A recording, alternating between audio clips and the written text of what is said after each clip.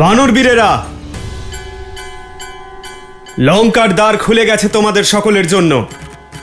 জয় শ্রীরাম, জয় শ্রীরাম, জয় শ্রীরাম, জয় শ্রীরাম, জয় শ্রীরাম, জয় শ্রীরাম, জয় শ্রীরাম, জয় শ্রীরাম, জয় শ্রীরাম, জয় শ্রীরাম। এভাবে অকস্মাৎ শ্রীরাম নামের জয়ধ্বনি থেমে গেল কেন?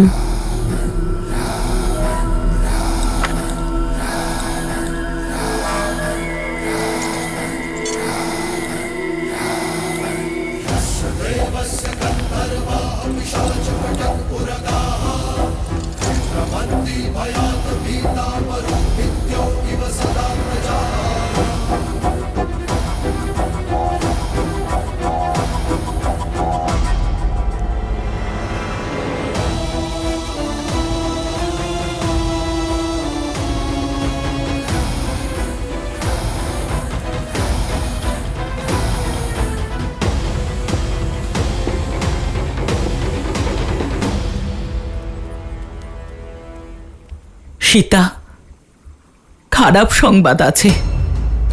জানি না কি এমন ঘটল যে লঙ্কের স্বয়ং রণভূমিতে গিয়ে এই যুদ্ধ শেষ করার সিদ্ধান্ত নিয়েছেন। আর যেখানে রাবণের চরণ পড়ে সেখানে ছলনার আশ্রয় নেওয়া হয়, সেখানে যুদ্ধনীতির সমস্ত নিয়ম ভাঙা হয়।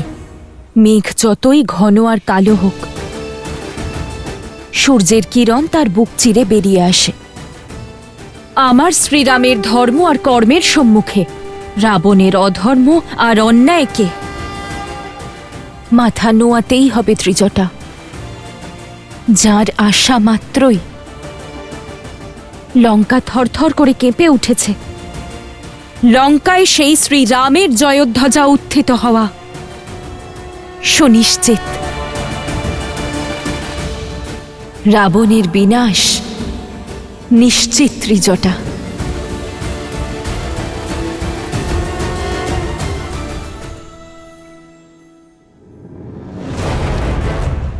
রাম এখানে উত্তর দিকে আছে। ওদের সবচেয়ে বড় দুর্বলতা সুগ্রীব, যে এখানে দক্ষিণ দিকে আছে। সর্বপ্রথম কুম্ভ আর নিকুম্ভ উত্তর থেকে প্রহার করবে আর সুগ্রীবকে এখানে ঘিরে ফেলবে। কার উপর কিভাবে প্রহার করতে হবে, কিসের দ্বারা করতে হবে, এবার সেটা আমি বলবো। যুদ্ধভূমিতে কি হবে সেই পরিকল্পনা এবার আমি করব।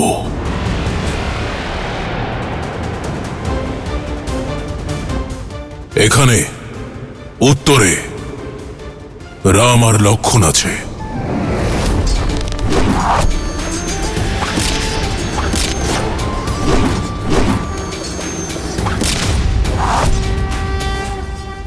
ওখানে দক্ষিণে সুগ্রীব আর অঙ্গদ।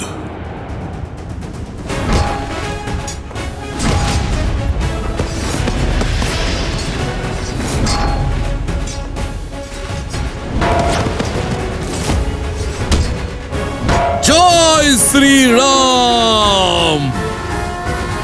আর এইখানে মধ্যস্থলে ওই বানর হনুমান।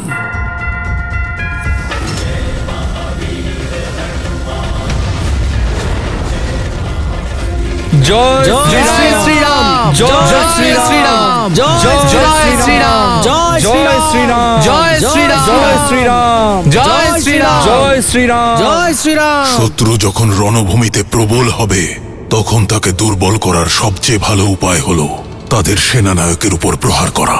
কুম্ভ, নিকুম্ভ আর অকম্পন, তোমরা উত্তরে রামকে আক্রমণ করবে, ওকে ঘিরে নেবে আর যুদ্ধে ব্যস্ত রাখবে। মনে রেখো, কেবল ব্যস্ত রাখবে। লক্ষণ ওর সাথে ওখানে ব্যস্ত থাকবে। মহোদর আর কম্পন, তুমি দক্ষিণ থেকে সুগ্রীব আর অঙ্গদের সেনার উপর আক্রমণ করবে আর ওদের ছিন্ন ভিন্ন করে দেবে। প্রহস্ত, তুমি তোমার সেনাদের নিয়ে পূর্ব দিক থেকে আক্রমণ করে শত্রুদের ভ্রমিত করে দেবে। জয় শ্রীরাম জয় শ্রীরাম জয় শ্রীরাম জয় শ্রীরাম জয় শ্রীরাম। প্রহস্ত, প্রধান দ্বার খুলে দাও। কিন্তু মহারাজ, আমি শত্রুর মনোবল তুঙ্গে থাকলে তা ভেঙে দেওয়া আবশ্যক। রাবণ কোনো হিসেব অসম্পূর্ণ রাখে না।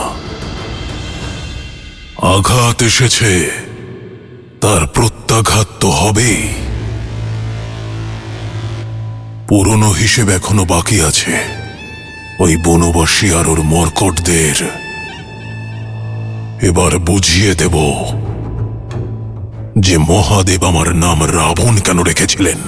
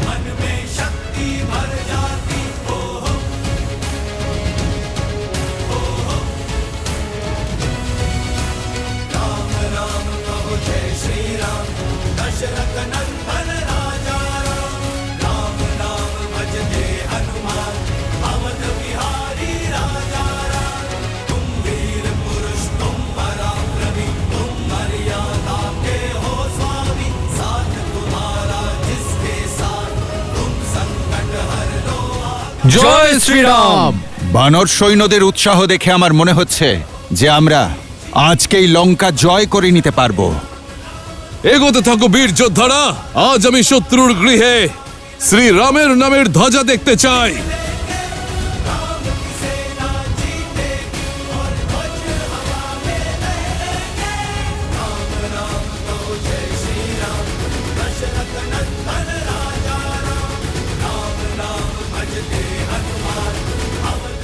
দাদা, আজ মনে হচ্ছে এই লঙ্কার ওপর আমাদের বিজয় একেবারে নিশ্চিত। যদি আজ এমনটা হয়, তাহলে এই লঙ্কায় গিয়ে আমি নিজেই বিজয় পতাকা উত্তোলিত করব। না লক্ষণ, বিজয় ততক্ষণ নিশ্চিত নয় যতক্ষণ না রাবণের পতন হচ্ছে।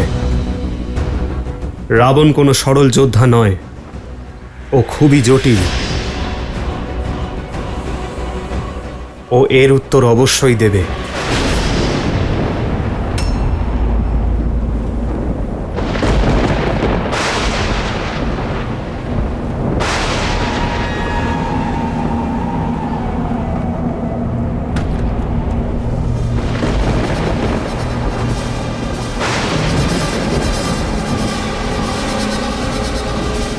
নিজের স্থানে অটল হয়ে থাকো বীর যোদ্ধারা। কেউ এক পাও পিছিয়ে যাবে না। পিছনো নয়, এখন শুধু এগোতে হবে জয়ের লক্ষ্যে। বয়ম রক্ষামহ বয়ম রক্ষামহ বয়ম রক্ষামহ বয়ম রক্ষামহ বয়ম রক্ষামহ বয়ম রক্ষামহ বয়ম রক্ষামহ বয়ম রক্ষামহ বয়ম রক্ষামহ বয়ম রক্ষামহ বয়ম রক্ষামহ বয়ম রক্ষামহ। এই ধ্বনি, এই ধুলো, এই ঘূর্ণিঝড় নিশ্চয়ই কোনো নতুন বুহের রচনা বলে মনে হচ্ছে দাদা। হ্যাঁ লক্ষণ, আমাদের সতর্ক থাকতে হবে। এ কেবল ধুলোর ঝড় নয়, এই ধুলোর আড়ালে রাবণ অবশ্যই প্রহার করবে। তাহলে আমরাও চুপ করে থাকবো না দাদা, প্রতিকার অবশ্যই করব। অবশেষে বিজয় আমাদেরই হবে। এত সহজভাবে নয় লক্ষণ, কারণ সামনে শত্রু শক্তিশালী।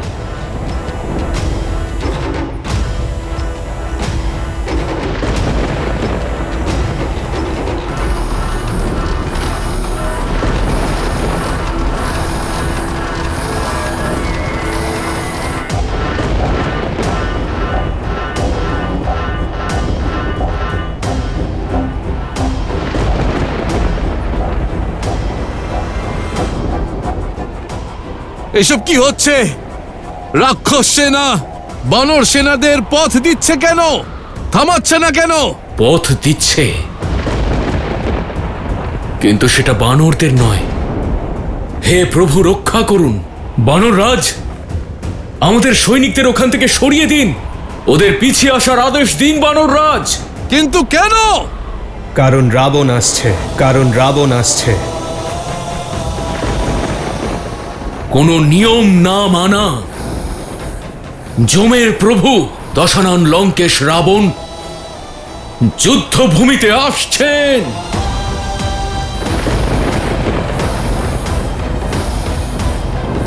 বানর রাজ, সেনাদের পিছিয়ে আসার আদেশ দিন বানর রাজ।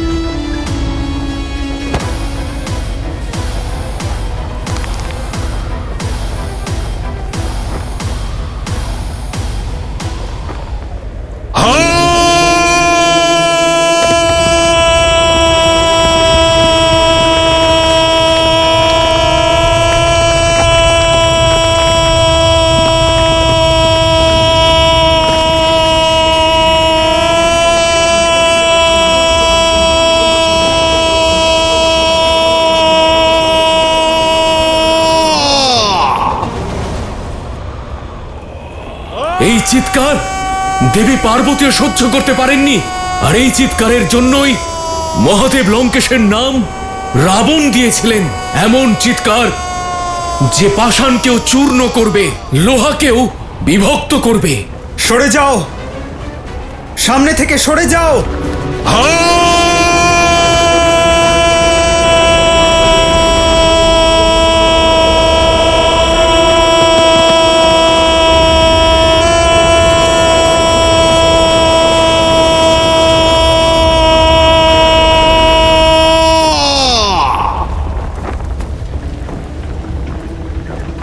প্রভু, আজ্ঞা দিন।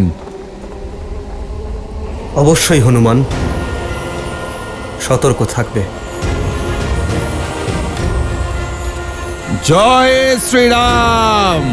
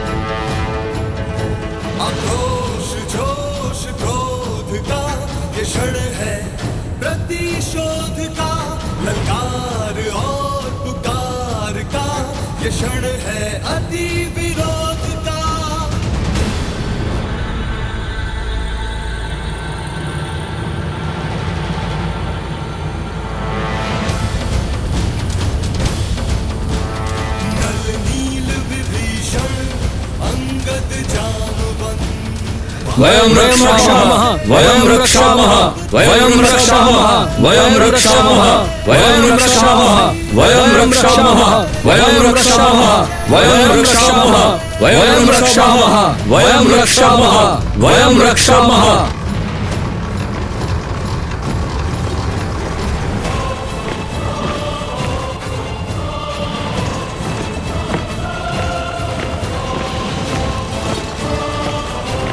তাহলে এই ব্যুহ রচনা করেছে রাবণ। শুধু তাই নয় মহারাজ, ওই দিকে দেখুন।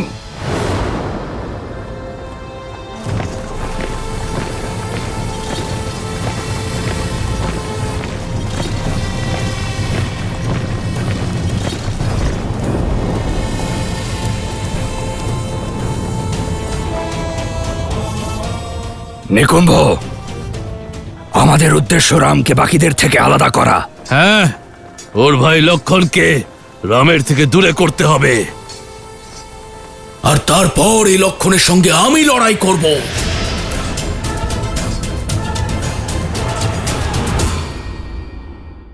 লঙ্কেশ, শাস্তি তো আমি দেব তোমাকে, আমার প্রভু আর আমার মাতার অপমানের শাস্তি। অনেক কথা হয়েছে, এবার সংহার হবে।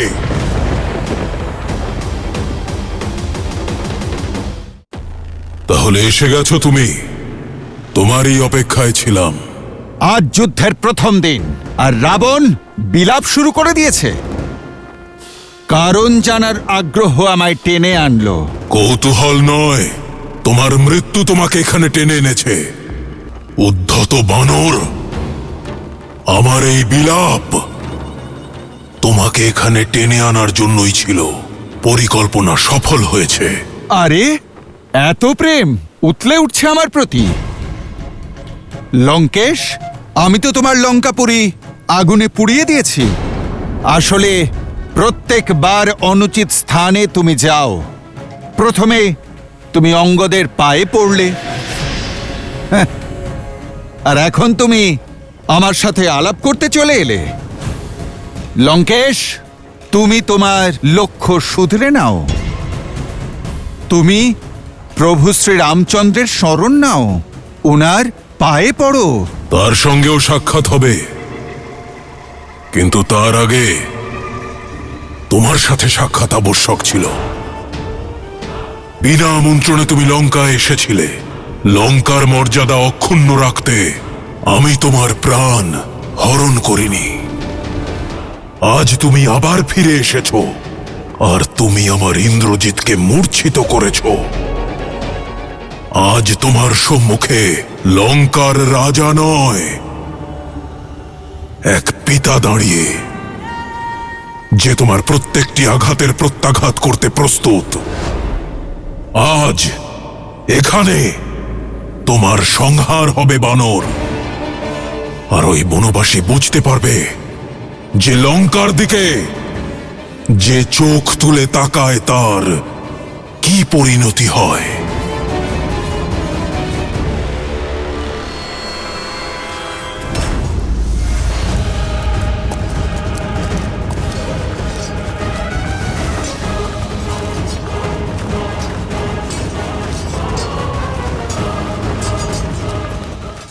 লঙ্কেশ, শাস্তি তো আমি দেব তোমাকে, আমার প্রভু আর আমার মাতার অপমানের অনেক শাস্তি। কথা হয়েছে, এবার সংহার হবে।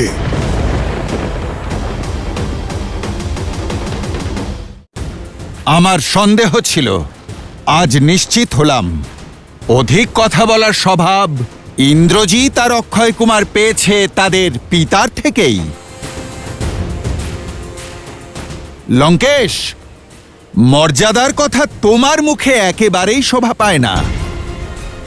কোন পরস্ত্রীর প্রতি কুদৃষ্টি দেওয়া কোন মর্যাদার উদাহরণ লঙ্কেশ? রাজা হয়ে একজন দূতের অঙ্গ ভঙ্গ করে দেওয়া কোন মর্যাদার উদাহরণ লঙ্কেশ?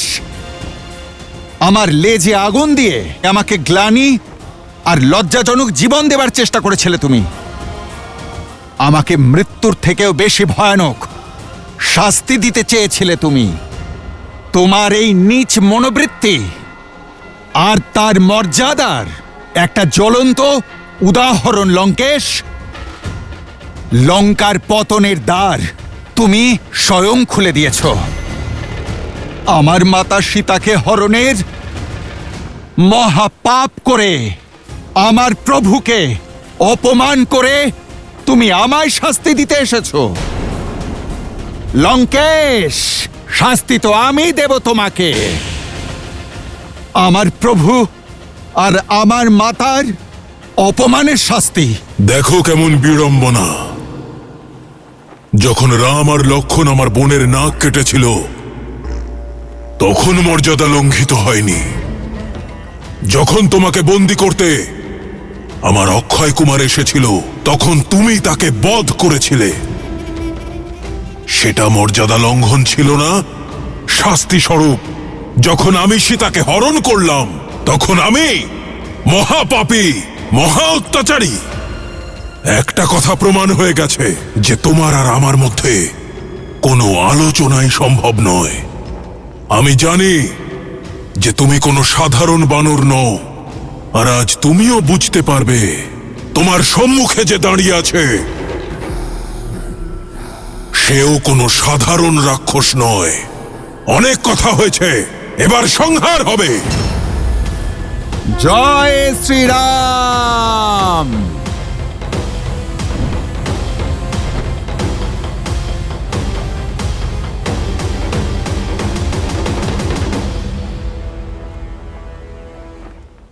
অনেক কথা হয়েছে, এবার সংহার হবে।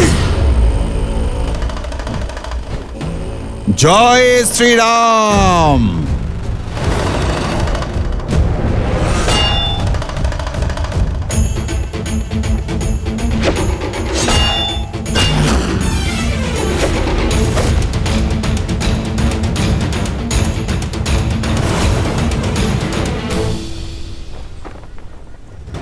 একই দশানন, একটু দেখে শুনে প্রহার করো। বেচারি ওই গদাকে কোনো একটা লক্ষ্য তো দাও। ওকে ওই ভূমি লেহন করাচ্ছ কেন?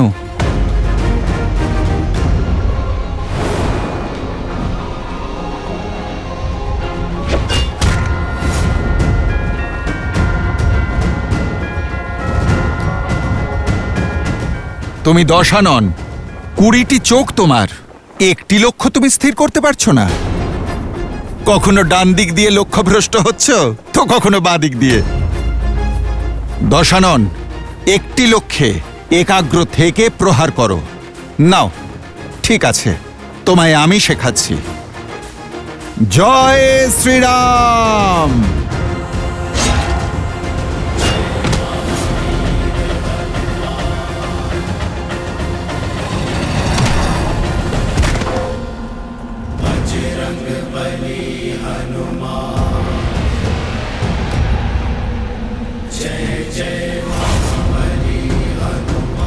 ভালোভাবে শিখে নিয়েছ তো?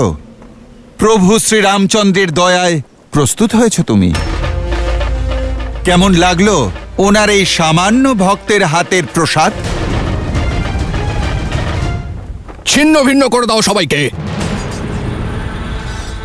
অকম্পন, কুম্ভ, নিকুম্ভ, ঘিরে দাও এদের আর শেষ করে দাও এই বনবাসীদের।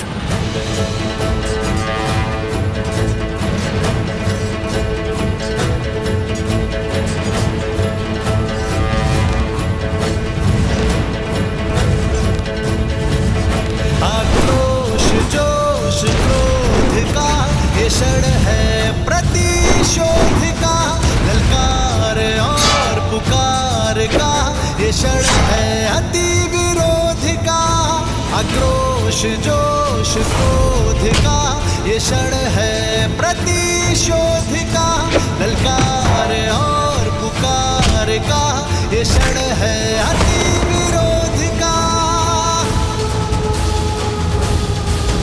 ये युद्ध है महायुद्ध है, राम शांत रावण क्रुद्ध है, क्रुद्ध है। ये युद्ध है महायुद्ध है, राम शांत रावण क्रुद्ध है, क्रुद्ध है, क्रुद्ध है।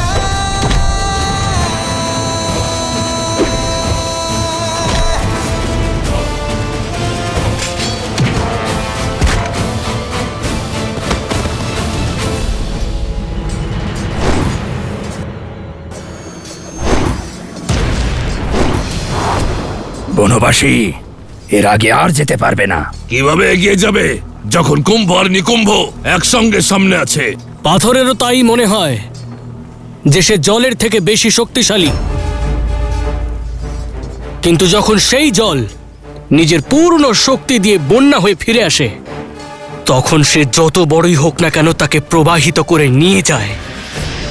যদি তোমাদের ক্ষমতা থাকে তাহলে এই লক্ষণের বাণের বন্যা থেকে বেঁচে দেখাও।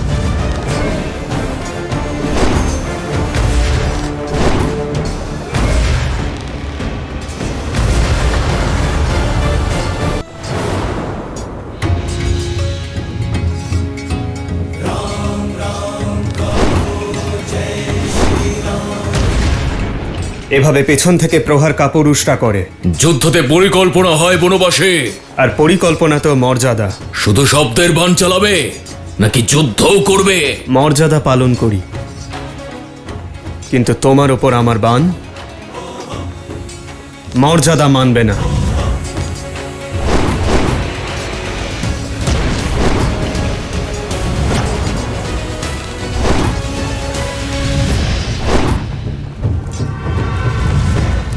কি হলো? ভয় লাগছে? পিছিয়ে যাচ্ছ কেন? একটু আগে তো বড় বড় কথা বলছিলে। পালিয়ে যাবেটা কোথায়? এখন সমগ্র লঙ্কায় এই দৃশ্যই দেখা দেবে।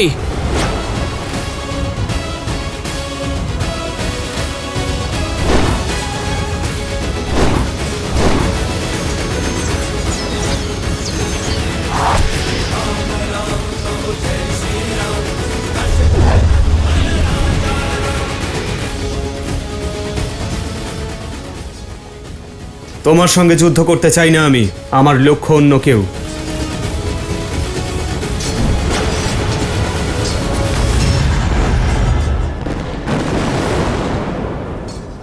এত তাড়াতাড়ি নয় বনবাসী, যুদ্ধ এখনো বাকি আছে।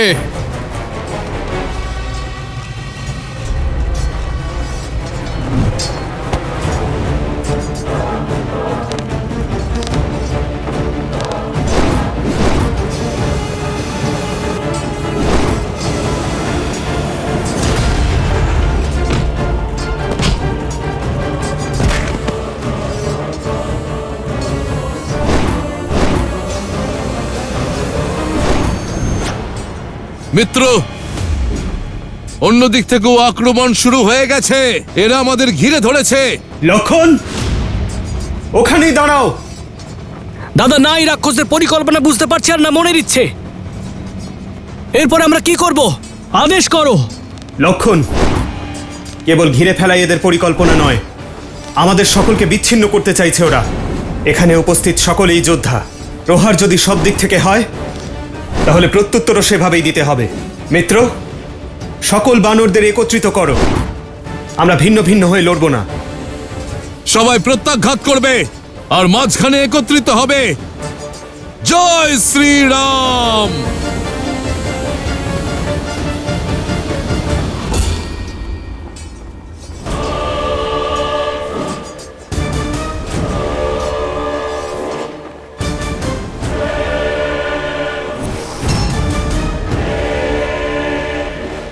অনেক হয়েছে বানরের মতো লাফালাফি। নিজেকে তো তুমি মহাশক্তিশালী মনে করো, তাহলে এসো দেখাও তোমার শক্তি। কথা দিচ্ছি, মহাদেবের ভক্ত এই রাবণের শক্তি আজ তুমি বুঝবে। অদ্ভুত! লঙ্কার অতিথি লঙ্কাপতির সৎকারের আকাঙ্ক্ষা কি করে অস্বীকার করবে? তুমি প্রভু শ্রী রামচন্দ্রের ভক্তের কাছে কোনো কিছু চাইলে তা অবশ্যই পাবে।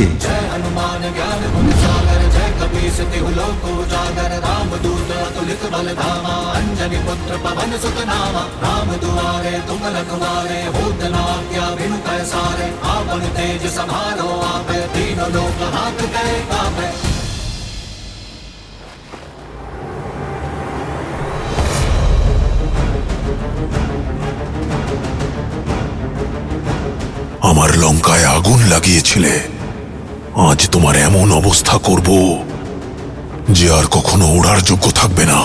ধুলায় পড়ে কেবল গড়াগড়ি খাবে।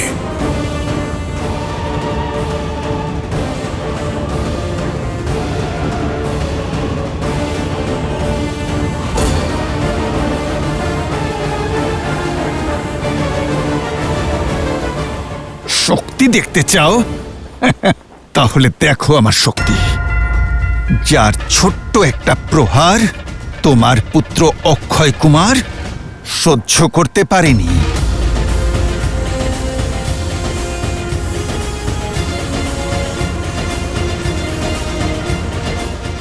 এ হলো ভক্তির শক্তি লঙ্কেশ, তুমি এর থেকে পার পাবে না।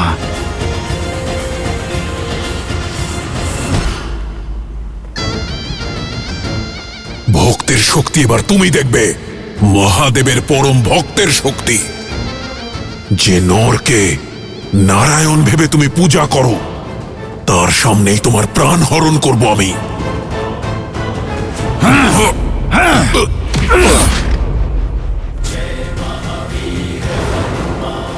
রাবণ, অনেক বড় পণ্ডিত তুমি, কিন্তু কোনো গুণ অর্জন করনি। শিখবে এবার তুমি যে রাবণের সঙ্গে যুদ্ধ মানে মৃত্যুকে আলিঙ্গন।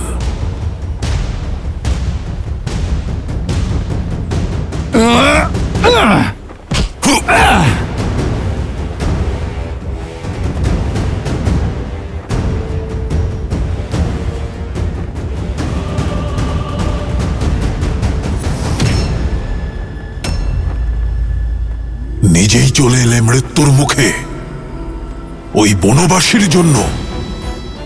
কে ওই রাম? কি শক্তি আছে ওর? কি সাহস আছে? আমি বলছি, কাপুরুষ তোমাদের রাম। ওর ভক্তি প্রচার করে বেড়াও তো। আজ তোমার প্রাণ হরণ করে ওর শক্তির দম্ভ চূর্ণ করব আমি। তোমাদের রামের আত্মবিশ্বাস ভাঙব আর প্রমাণ করে দেব যে তোমাদের বানরদের বুদ্ধি তোমাদের লেজে থাকে।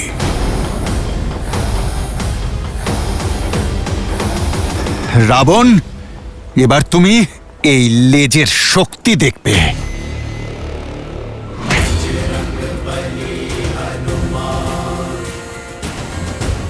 যার মুখে আর মনে প্রভু শ্রী রামচন্দ্রের নাম থাকে, যার মাথার উপর মাতা সীতার আশীর্বাদ থাকে, যার কর্মে ধর্ম বাস করে। রাবণ, তোমার মতো অধার্মিক তার এতটুকুও ক্ষতি করতে পারবে না।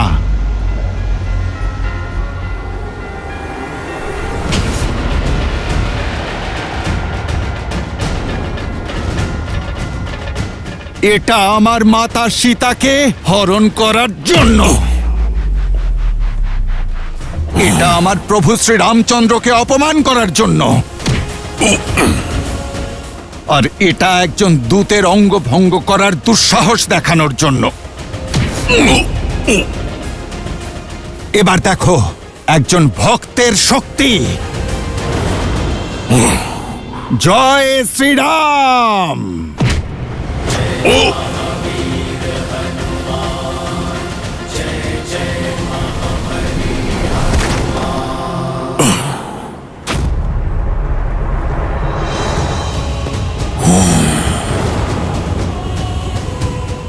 যে নামের নাদে তুমি নিজের গর্জন ভুলে গেলে, নিজের ভারসাম্য হারিয়ে ফেললে, তার সাথে কি লড়াই করবে তুমি রাবণ?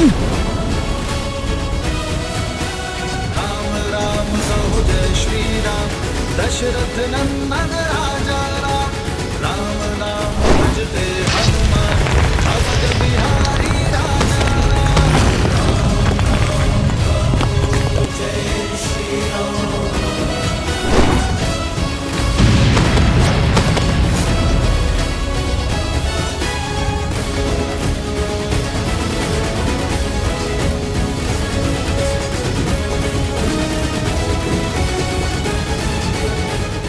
দাদাই রাবণের মনের মধ্যে কি চলছে? ওর লক্ষ্য কি? ও কি করতে চাইছে? ও আমাকে ব্যস্ত রাখতে চাইছে লক্ষণ। রাবণ আমাকে ব্যস্ত রেখে হনুমানের থেকে লঙ্কা এবং অক্ষয় কুমারের প্রতিশোধ নিতে চাইছে। হনুমান নিজের মর্যাদা লঙ্ঘন করবে না লক্ষণ। রাবণের বিরুদ্ধে ওর সহায়তার প্রয়োজন পড়বে। লক্ষণ, তুমি গিয়ে হনুমানকে সহায়তা করো, যাও।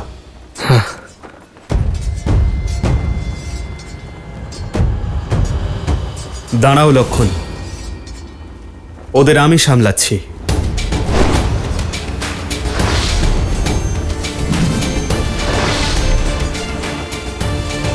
দাদা, এত গুরু দায়িত্ব পালন করতে দেওয়ার জন্য আমি তোমার কাছে কৃতজ্ঞ। এবার ওই পাপী রাবণের বিনাশ করার থেকে আমায় কেউ আটকাতে পারবে না। দাঁড়াও লক্ষণ, আমি হনুমানকে সহায়তা করতে পাঠাচ্ছি তোমায়। রাবণ আমার অপরাধী, ওকে শাস্তি আমিই দেব। যথা আজ্ঞা দাদা। যাও লক্ষণ।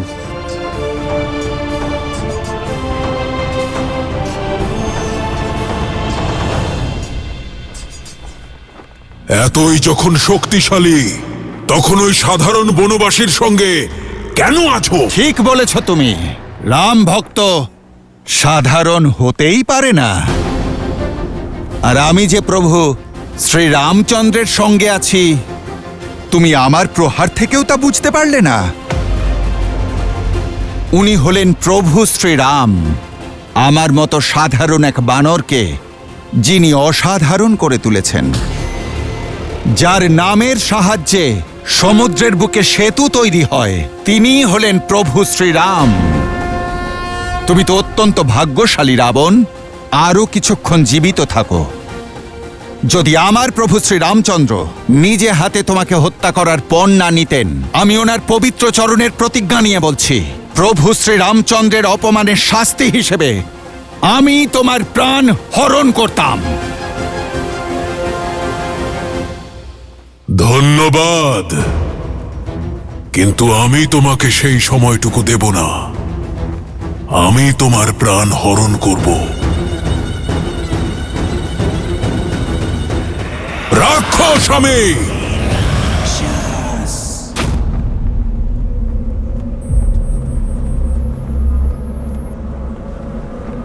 এটাই কি তোমার বল?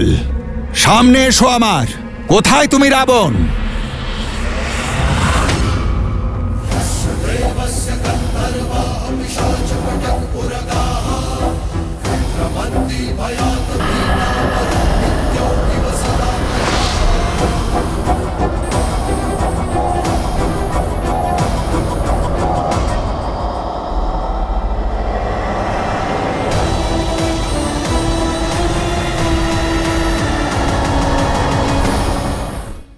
চন্দ্রহাস,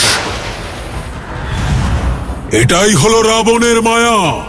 মৃত্যু কখন তোমাকে আলিঙ্গন করবে তুমি জানতেও পারবে না। হনুমান সংকটে পড়েছে, লক্ষণও পৌঁছয়নি ওখানে। ওকে আটকানো অসম্ভব। এই বনবাসীর একটা ব্যবস্থা করতে হবে।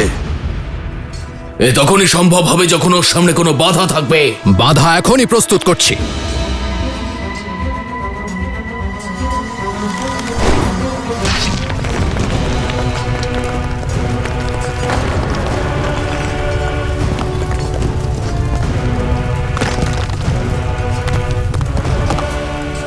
এবার বলো বনবাসী, এখন কি করবে? তোমাদের বিশাল সমুদ্র যখন আমায় বাধা দিতে পারেনি, তখন এই অগ্নি কি আটকাবে?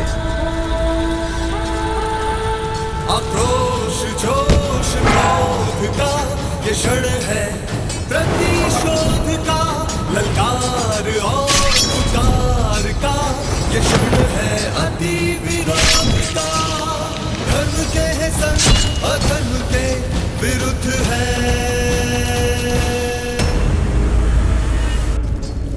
হনুমান,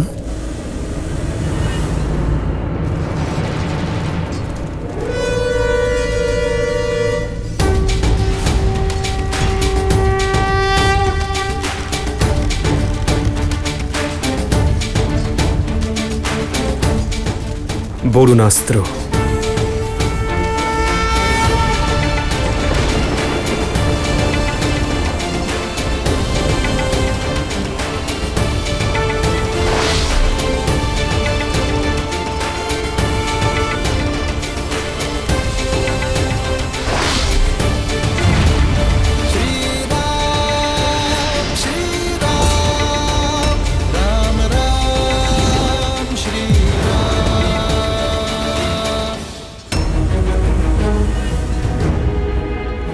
শুধু আর কিছুক্ষণ হনুমান, আমি আসছি। বাকিরা সবাই কোথায় গেল? এ কিরকম মায়া? মায়া নয়, তোমার মৃত্যুর ছায়া এটা মর্কট।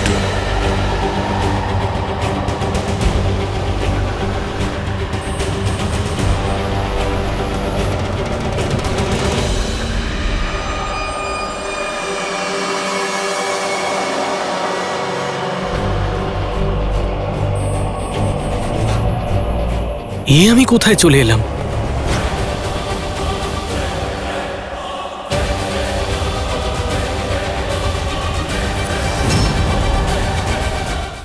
চন্দ্রহাস, এটাই হলো রাবণের মায়া। মৃত্যু কখন তোমাকে আলিঙ্গন করবে তুমি জানতেও পারবে না। হনুমান সংকটে পড়েছে, লক্ষণও পৌঁছয়নি ওখানে। মহাবলী হনুমান কোথায়? আর আমাদের বানর সেনা কোথায়?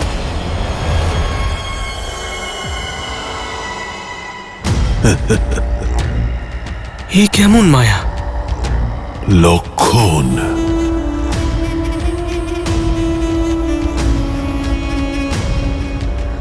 চন্দ্রহাস,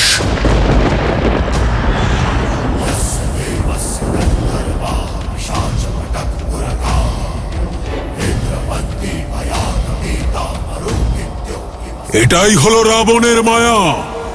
মৃত্যু কখন তোমাকে আলিঙ্গন করবে তুমি জানতেও পারবে না। তুমি সৌভাগ্যবান, তাই আমার চন্দ্রহাস তোমাকে আজ বধ করবে।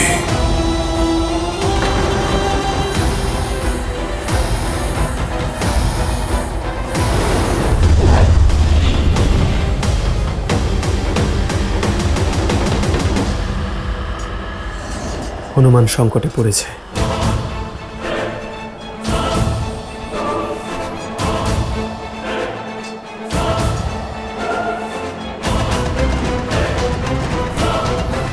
হনুমানকে রক্ষা করার জন্য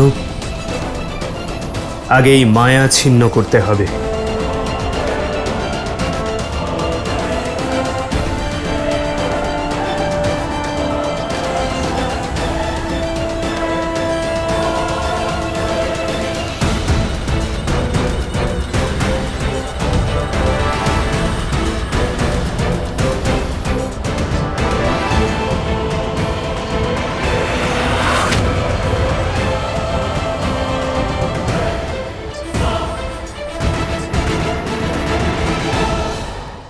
চন্দ্রহাস,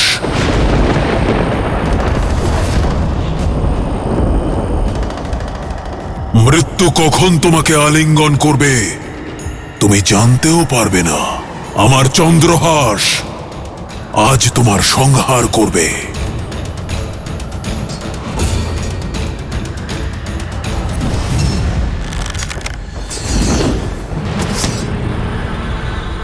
অবশ্যই রাবণ কোনো মায়া রচনা করেছে। হনুমানকে সাহায্য করতে হবে।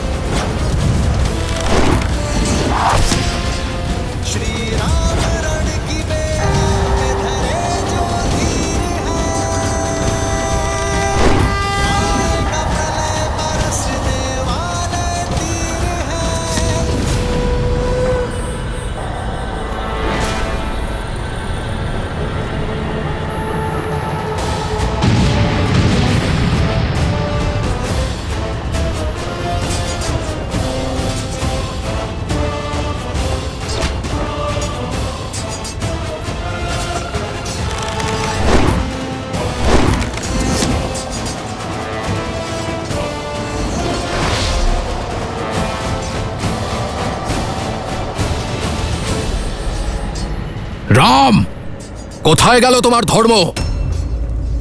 দুজনের দ্বন্দ্বের মাঝখানে আসা ধর্ম নয়। অধর্ম সেটা যেটা তোমাদের প্রভু করছে। মল্লযুদ্ধের মাঝে মায়ার প্রয়োগ তোমার প্রভু করেছে। আমি তো কেবল ধর্ম রক্ষার্থে মায়া এবং হনুমানের মধ্যে এসেছি, তাও ধর্মসঙ্গতভাবে।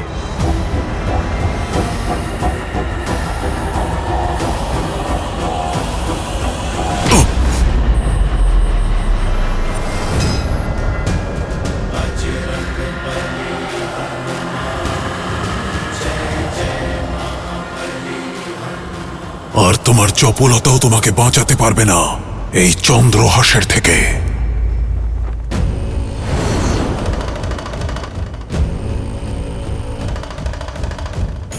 মহাদেবের চন্দ্রহাস? মহাদেব তো আমার প্রভু শ্রী রামচন্দ্রের আরাধ্য। আমার আরাধ্যর আরাধ্যের অস্ত্রকে আমি অপমান করতে পারবো না।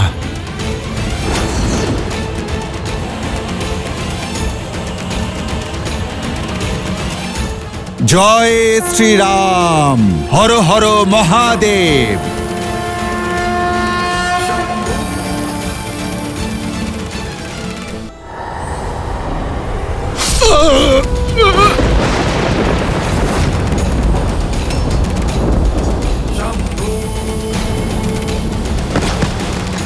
পুত্র, হনুমান কাকা! হনুমান কাকা!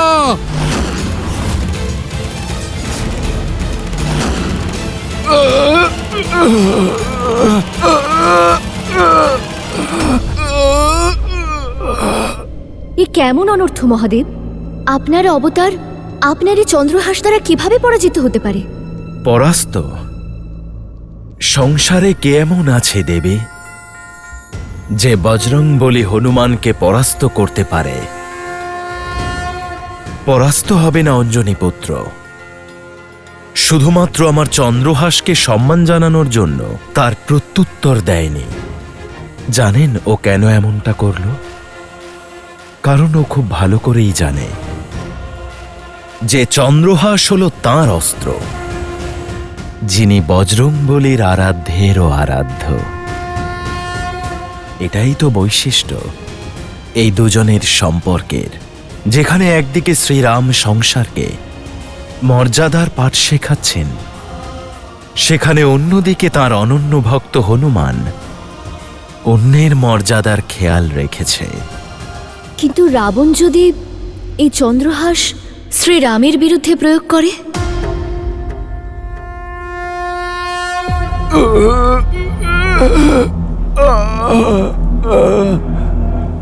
মহাবলী হনুমান!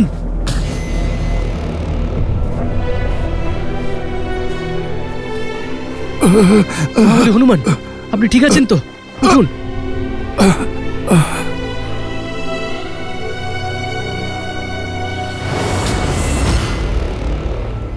আমি ঠিক আছি ভ্রাতা লক্ষণ। কখনো কখনো যোদ্ধা প্রহারের দ্বারা নয়, কৃতজ্ঞতার দ্বারাও জেতে। আমি তো মহাদেবের অস্ত্রের সম্মানে নতমস্তক। ভ্রাতা লক্ষণ, অল্পক্ষণেই আমি আবার যুদ্ধ করার জন্য প্রস্তুত হয়ে উঠব। না না মহাবলী হনুমান, এবার আর আপনার রাবণের একটাও আঘাত সহ্য করার কোনো প্রয়োজন নেই। আমি আর সেই পরিস্থিতি আসতেই দেব না যেখানে আপনাকে রাবণের সঙ্গে যুদ্ধ করতে হয়।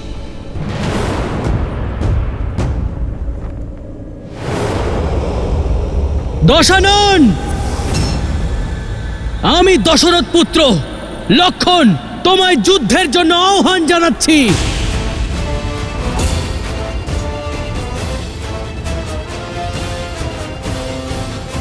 লক্ষণ, প্রতিশোধ চাই দাদা। जोश क्रोध का ये क्षण है प्रतिशोध का, ललकार और पुकार का ये क्षण है अति विरोध का।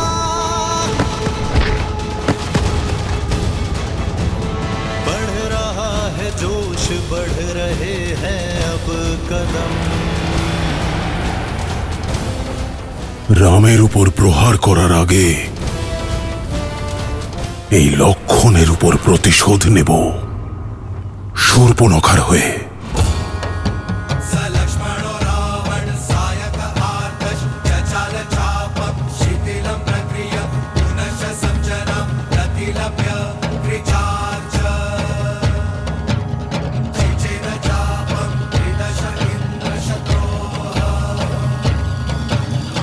হর হর মহাদেব! জয় শ্রীরাম!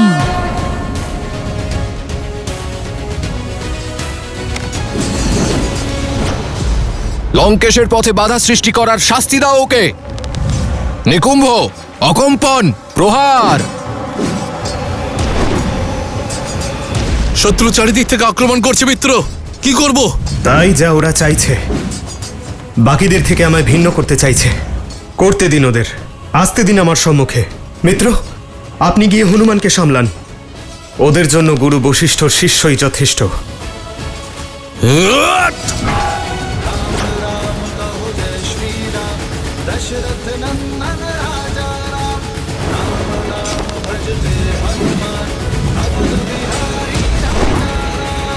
প্রতিশোধের প্রহার যত তীব্র হয় ততই তৃপ্তি দেয়। আজ আমি আমার বোনের হয়ে প্রতিশোধ নেব।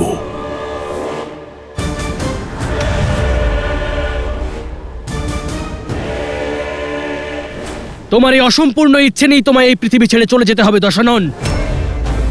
চালাও তুমি আমার ওপরে বাণ, কিন্তু আমার আঘাত থেকে তোমায় আজ কেউ বাঁচাতে পারবে না। অদ্ভুত, যত বড় বড় কথা, অভিজ্ঞতা ততটাই সীমিত। বালক, রাবণের নামের মতোই তার শক্তি এবং মায়া অসীম। কিভাবে প্রতিহত করবে রাবণকে? হয়তো তুমি রঘুকুলের কীর্তির ব্যাপারে অবগত নও রাবণ। তোমায় স্মরণ করিয়ে দিই, মায়াকে কেটে ফেলার অনেক পুরনো অভ্যেস আছে আমাদের ভাইয়েদের। মনে রেখো, আমি শূর্পণখা নই, রাবণ। এক অবলা নারীর নাক কেটে নিজেকে মহাশক্তিশালী ভাবছ। আজ আমি তোমাকে তোমার সামর্থ্য ভালো করে বুঝিয়ে দেব। তোমার বোন যা কর্ম করেছে তারই ফল পেয়েছে।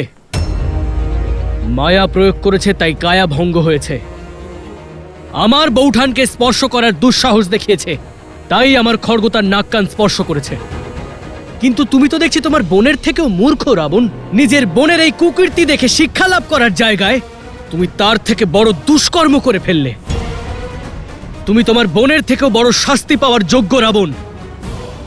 কিন্তু চিন্তা করো না, আজ আমি এটা সুনিশ্চিত করব যে আজকের পর তুমি এই প্রতিশোধের কথা আর বলবে না। আর তারপরে তোমরা দুই ভাই বোনে মিলে একসাথে নিজেদের দুর্গতির জন্য কাঁদবে। কারণ যেই সীমা লঙ্ঘন করবে তাকে তার ওই সীমা অবশ্যই স্মরণ করিয়ে দেবে এই লক্ষণ।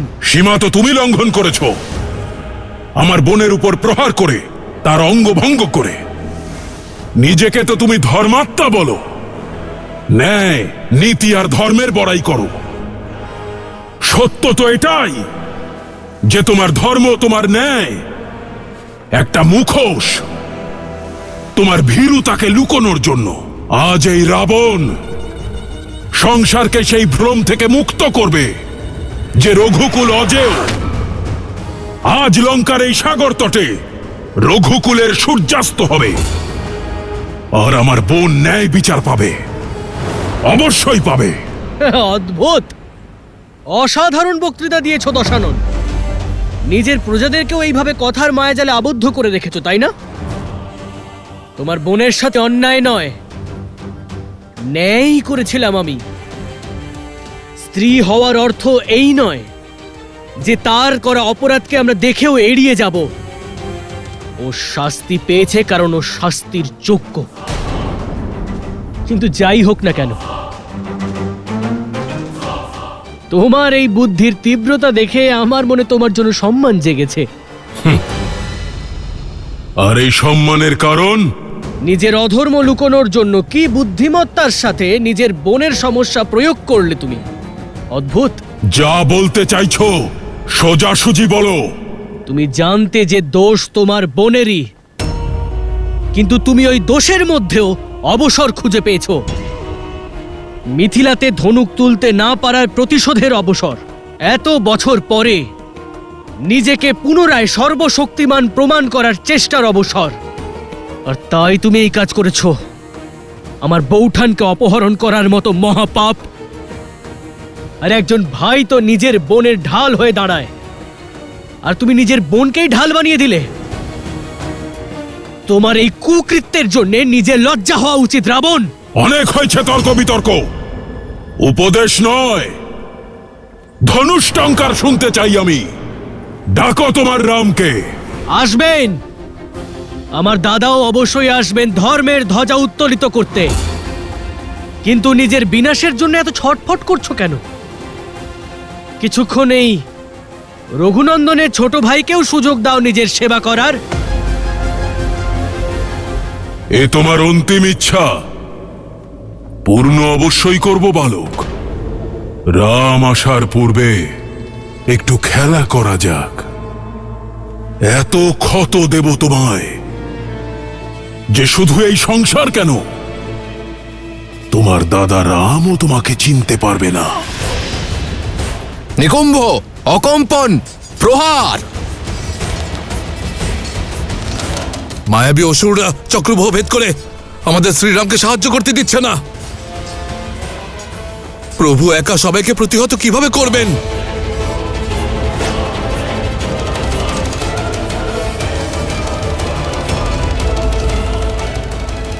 একে প্রভু বাণ নিক্ষেপ করা বন্ধ করলেন কেন?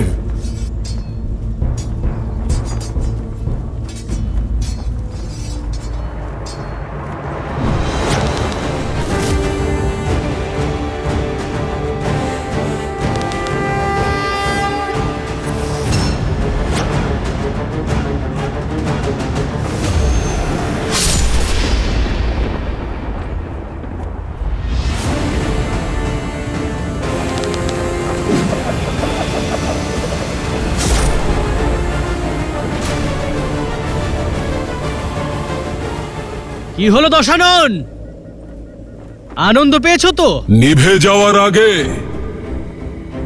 প্রদীপ যত দপদপ করতে চায় দপদপ করুক।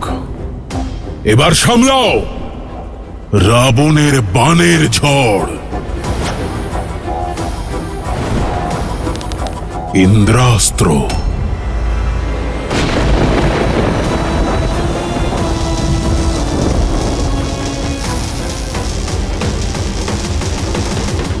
তোমার বৌঠানকে অপহরণ করেছিলাম আমি। তোমার কি মনে হয় তুমি তোমার দাদার প্রাণ রক্ষা করতে পারবে?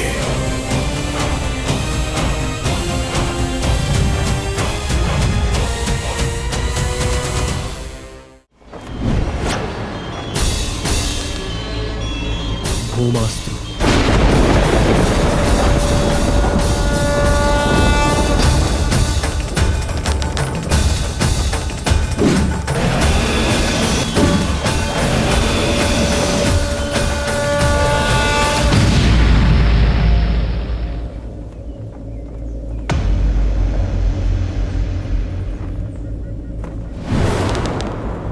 মেঘাস্ত্র।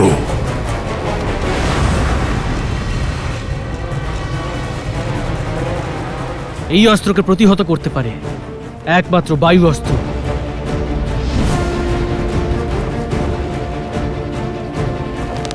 বায়ু অস্ত্র।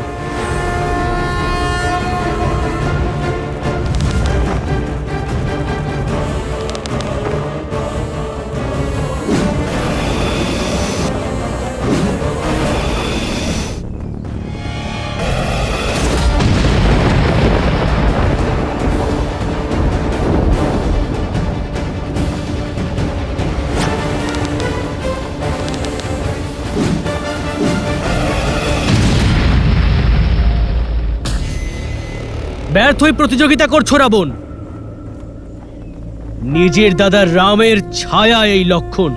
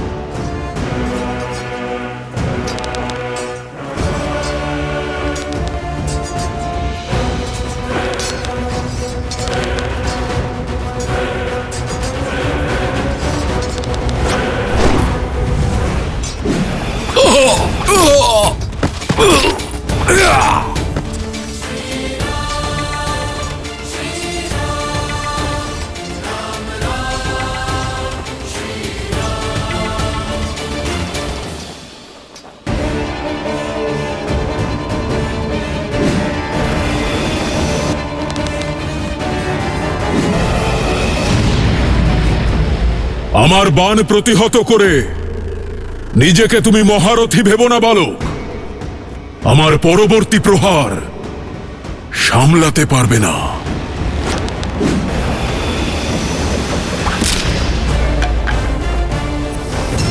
কি হলো? চমকে গেলে?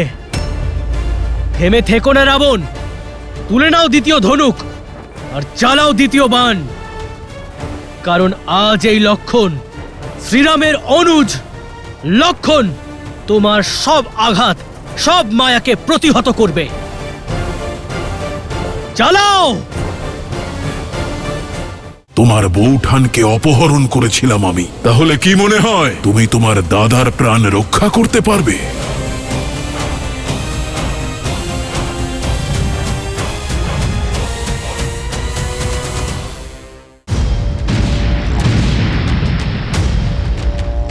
সম্মান জানাই রঘুকুলের রক্তকে।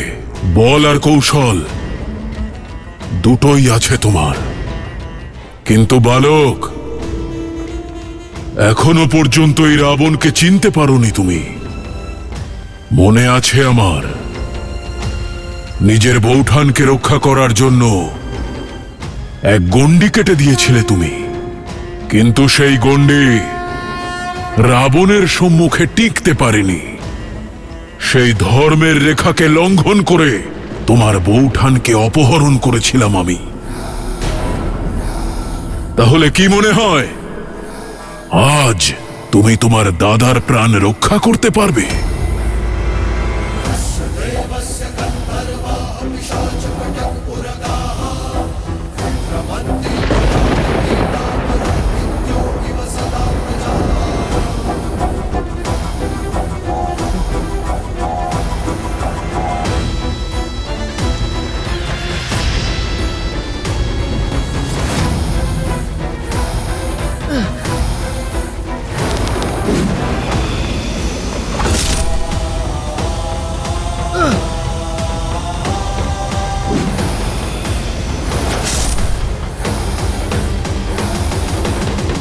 নিজের বৌঠানের অপহরণ আটকাতে ব্যর্থ হয়েছিলে, সেই অপরাধ বোধ থেকে আজও মুক্ত হতে পারোনি।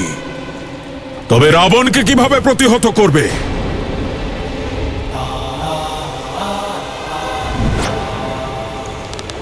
আগ্নেয়াস্ত্র।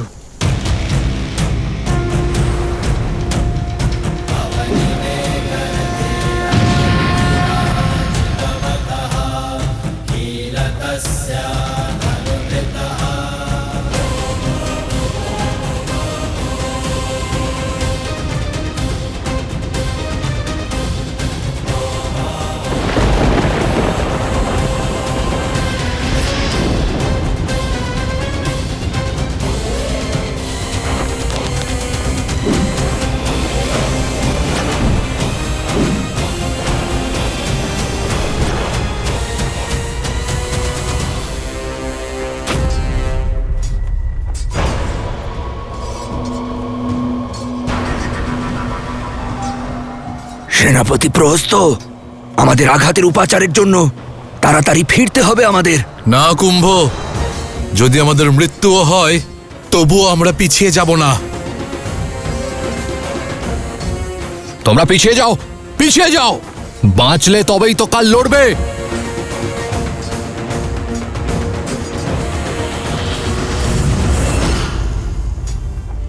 জয় শ্রীরাম, জয় শ্রীরাম, জয় শ্রীরাম, জয় শ্রীরাম, জয় শ্রীরাম, জয় শ্রীরাম, জয় শ্রীরাম।